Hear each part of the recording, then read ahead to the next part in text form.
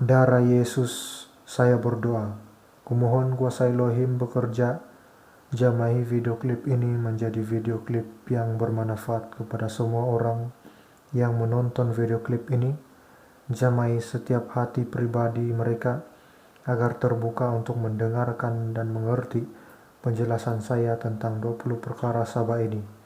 Kepada mereka, semoga video ini bermanfaat kepada mereka, bebaskan dari yang jahat, bebaskan dari kutuk, sumpah serapah orang-orang kuat, bebaskan dari perbuatan si jahat, namamu dipermuliakan.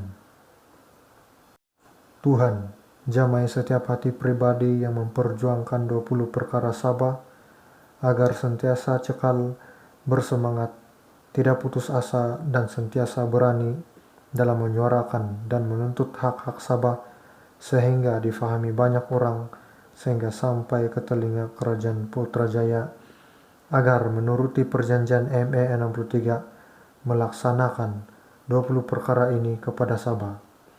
Terjadilah hal yang sepatutnya seperti yang dipersetujui oleh para pemimpin terdahulu kami dalam membentuk Persekutuan Malaysia, Federasi Malaysia yang sesungguhnya.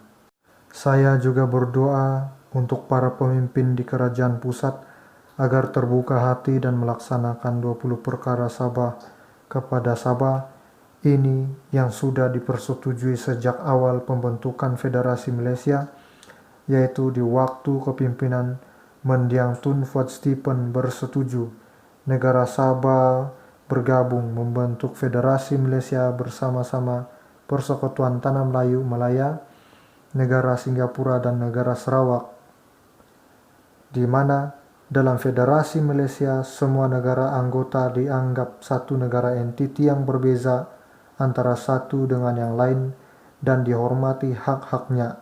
Amin. Terjadilah Federasi Malaysia seperti yang diimpikan oleh para pemimpin terdahulu kami. Amin. Sebab 20 perkara Sabah merupakan syarat dan jaminan yang diberikan Mendiang Tun Fuad Stephen kepada Mendiang Tun Abdul Rahman apabila Sabah bersetuju bergabung membentuk Federasi Malaysia bersama-sama dengan Malaya, negara Sarawak dan negara Singapura agar dijamin penyertaannya dan dihormati hak-haknya. Amin. Darah Yesus dengan kuasa Roh Kudusnya, kupatahkan, putuskan, hancurkan setiap rencana-rencana kegelapan, tindakan-tindakan orang-orang jahat yang mahu memesongkan 20 perkara Sabah. Darah Yesus dengan kuasa Roh Kudusnya, kupatahkan, putuskan, hancurkan setiap hambatan, halangan-halangan, dan jalan-jalan buntu yang menghalang 20 perkara Sabah ini digubal dengan baik dan dilaksanakan, dan membentuk Federasi Malaysia yang sesungguhnya seperti yang diimpikan oleh para pemimpin terdahulu kami, para pemimpin Sabahan kami. Amin.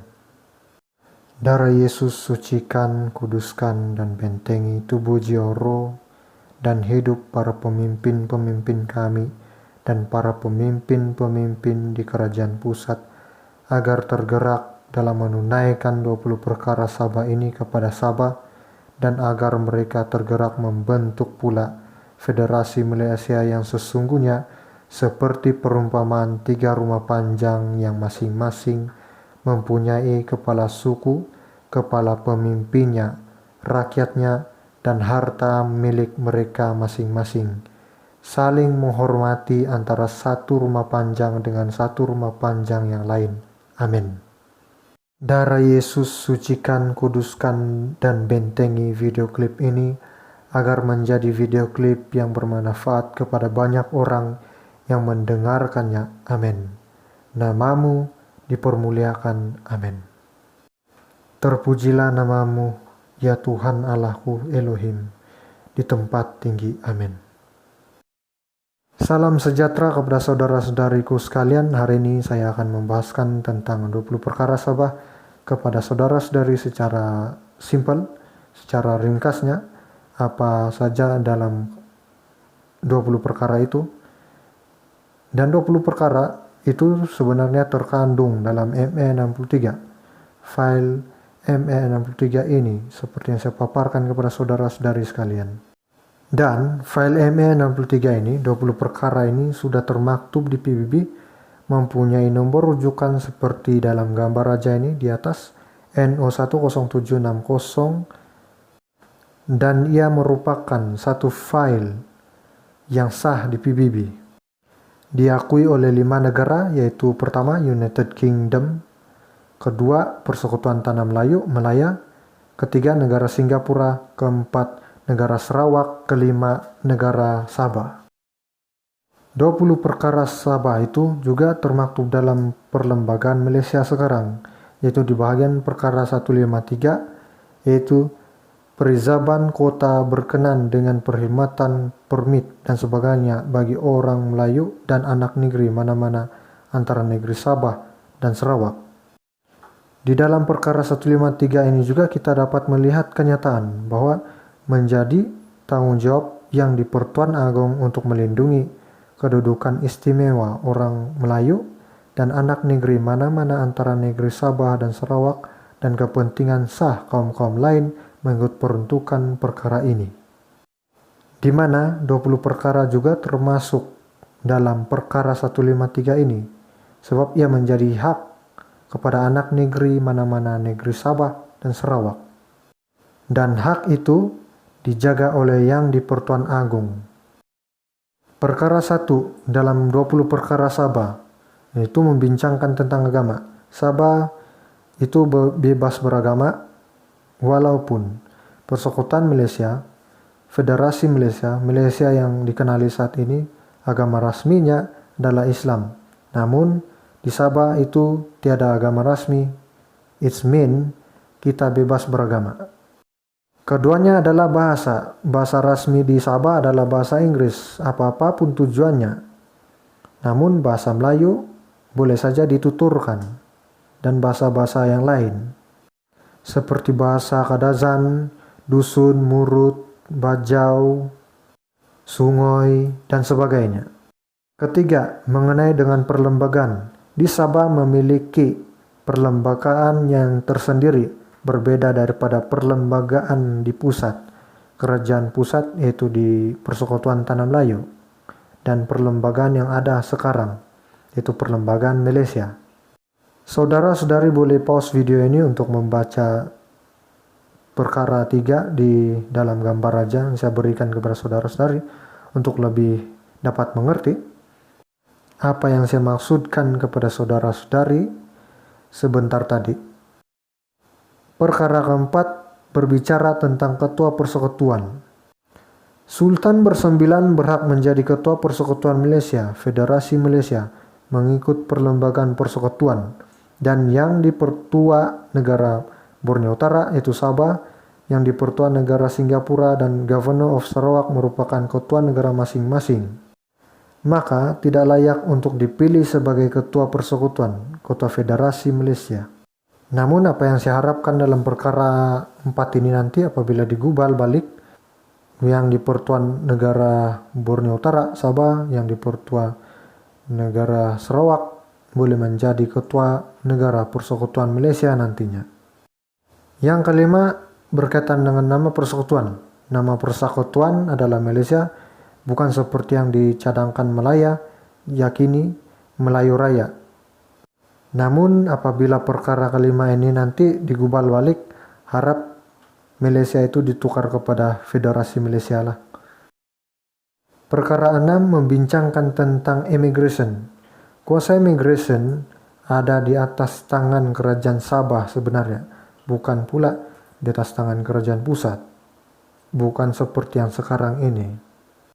Dan harapan saya seterusnya dalam hal ini, semoga immigration di Sabah ini, kuasa immigration dikembalikan kepada kerajaan Sabah kembali, bukan lagi Putrajaya, kerajaan pusat yang memegangnya. Saya harapkan itu. Dalam perkara 7, hak menarik diri. Sabah itu mempunyai hak untuk menarik diri keluar daripada persekutuan Malaysia ini, Federasi Malaysia ini. Jikalau saudara-saudari baca petikan di atas, saudara-saudari akan paham apa yang saya maksudkan, mau sampaikan kepada saudara-saudari. Perkara ke-8 tentang Borneoisasi, di mana orang-orang tempatan Sabah itu yang akan menjawat jawatan tertinggi di dalam kerajaan negara Sabah dan tidak dijawat oleh mana-mana negara anggota yang lain dalam Federasi Malaysia. Hanya yang berhak adalah orang-orang tempatan negara Sabah. Perkara 9 pula berkaitan dengan pegawai-pegawai British. Perkara 9 ini berkaitan dengan pelatihan orang British kepada orang-orang tempatan Sabah untuk mengelola kembali negara orang secara mandiri, secara sendiri, berdikari, gitu. Sebelum pemergian orang-orang British di Sabah ini pulang ke negara mereka sendiri dan menjadikan Sabah itu orang tempatannya yang mengelola negaranya sendiri. Apabila perkara 9 ini nantinya digubal kembali, semoga penggubalan saat itu yang ke arah lebih baik mengutamakan kepada hak-hak orang tempatan Sabah lah, dalam hal menjawat jawatan kerajaan sekarang oleh orang-orang tempatan.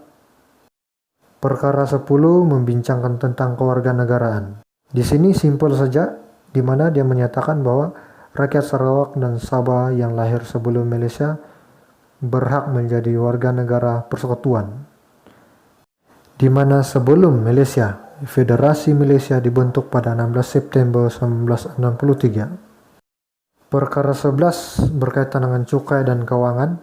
Di sini menyatakan bahwa kerajaan Sabah itu berkuasa atas mengelola cukai dan keuangannya sendiri.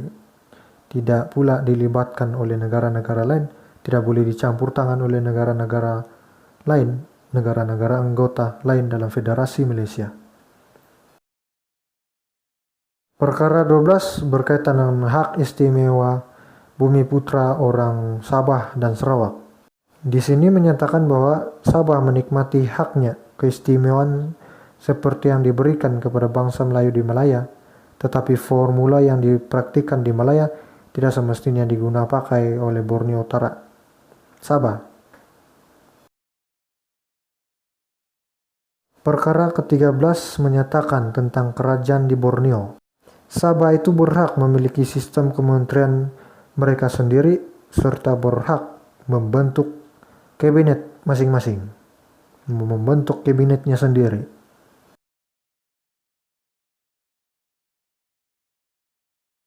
Perkara ke-14 menyatakan tentang jangka masa peralihan.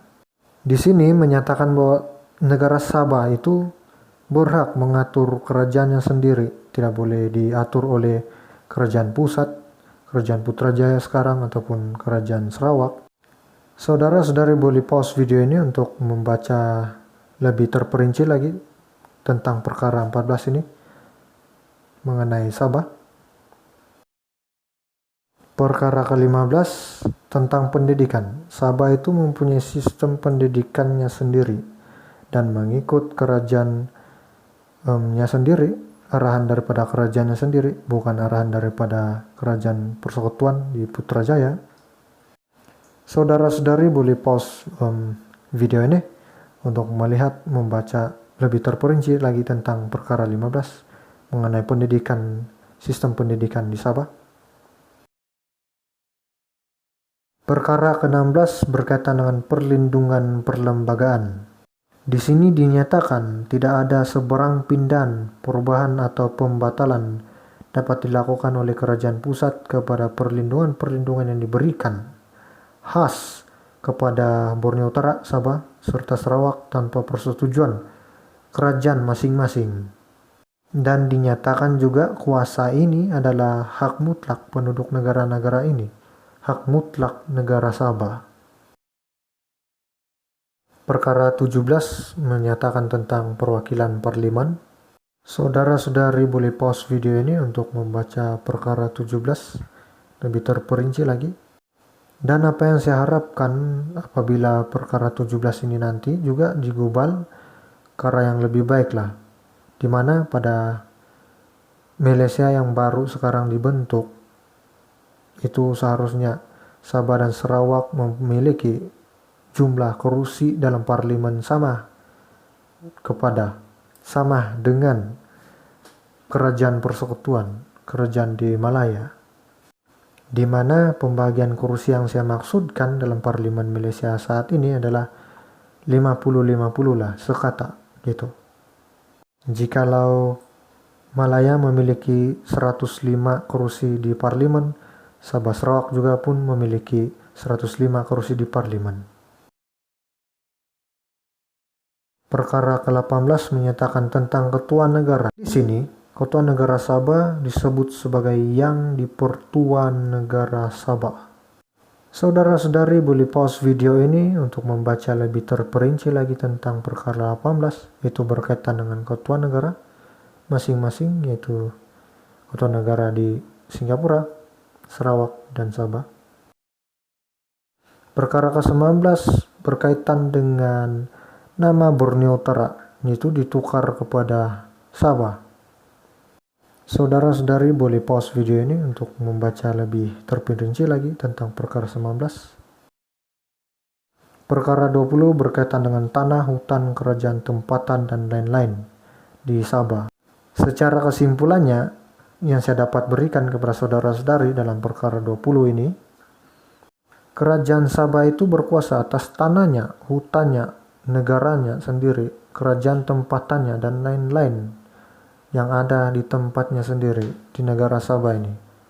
Kerajaan Sabah lah yang akan mengelola itu semua, bukan negara yang lain ataupun kerajaan yang lain. Di dalam Persekutuan Malaysia, Federasi Malaysia, yang lebih dikenali saat ini Malaysia. Saudara-saudari boleh pause video ini untuk membaca lebih terperinci lagi tentang perkara 20 ini. Tamatlah sudah perbicaraan saya tentang 20 perkara kepada saudara-saudari. Semoga apa yang saya katakan kepada saudara-saudari, jelaskan kepada saudara-saudari tentang 20 perkara ini, saudara-saudari mengerti dan memahaminya, dan semoga video klip ini bermanfaat kepada saudara-saudari sekalian. Jangan lupa saudara-saudari sekalian kongsikan kepada ahli keluarga saudara-saudari sekalian ataupun rekan-rekan saudara-saudari sekalian. Semoga bermanfaat. Terima kasih.